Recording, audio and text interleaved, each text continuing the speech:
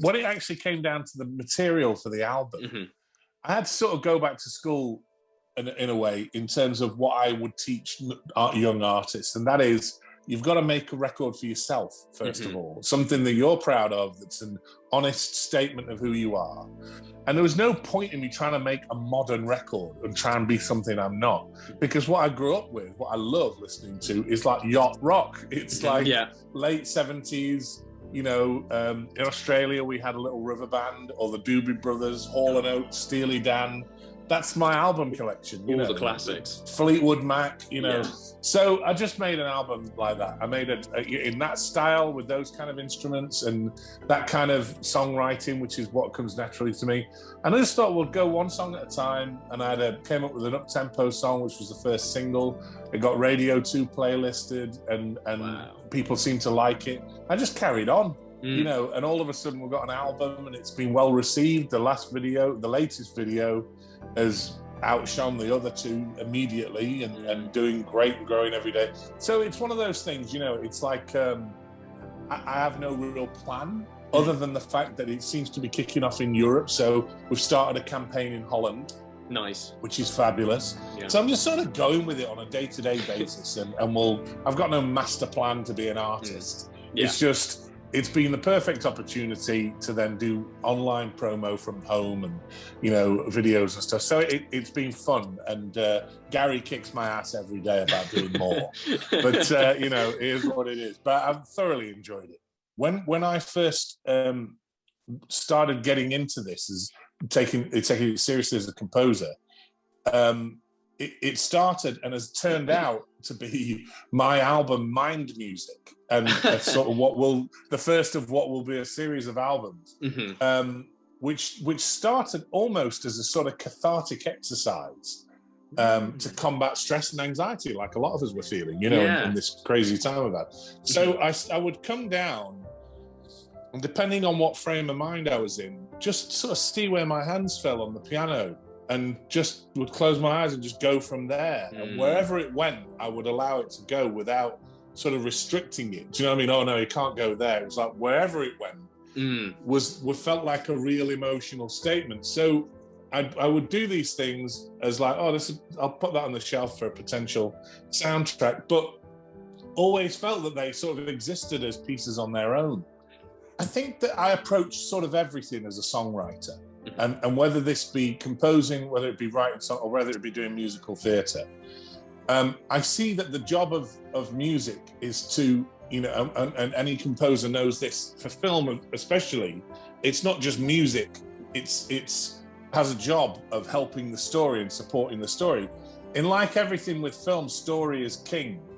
And in pop music, song is king, you know, and that really affects is the point with musical theatre, because the actual music in musical theatre, and the songs in particular, are the thoughts and emotions that the actor can't say.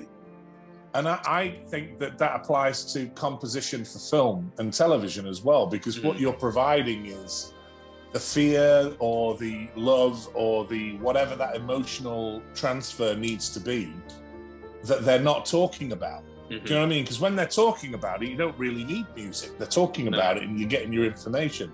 So I really understand that job. Even working on things like Britannia High, which was a real fun project for me to do as a TV series. Not only the songwriter and producer of the music, but the actual score, which required, you know, it was set in a music college. So one of the fun things was creating ambiences that you'd hear in a music college. So over here, pan to the right, is a sax player doing his scales, you know, and over here is someone working on some slightly classical sounding piano piece, which of course were all composed, you know, they weren't just random pieces, they were written for it. And so if you're in the music, you'd hear that if you're talking, having a coffee with your mates, you've got this constant thing going on of creativity. But then I would also, each piece was relevant to whatever the story was. It wasn't just workouts of different instruments. It was all subtly related to what was going on. So I really do love that that experience. One thing led to another. One track led to working with Take That, and my relationship with Gaz then started and still is now. And that led to working with the other artists. The Spice Girls came out of nowhere, ended up crashing at my house before they had a deal and all of that. And that sounds like fun, but it was a bloody nightmare sometimes. But we had so much fun. And then that, you know, all of a sudden, you know, they go out and change the world with a song you've written together, and it's like, come on, what's going on here, you know? And one thing leads to another. And I just think it's a bit like, you know, being on a river, you know, and you get on the boat and you head down the river. Sometimes you're going to get into white water and rapids, because that's life. And the trick is staying on the boat and, you know, being happy to be a part of the river wherever it's going. Here's the thing: the only time I've ever thought I knew a better route, I f***ed it up, you know, and run aground, you know. So I see it all as a bit of a celestial sat nav that just keeps saying, turn right, turn left. You know, when I decide I know a quicker route and I f*** it all up, it continues to redirect me, and eventually you just go, do you know what, I'm just going to listen to this sat nav.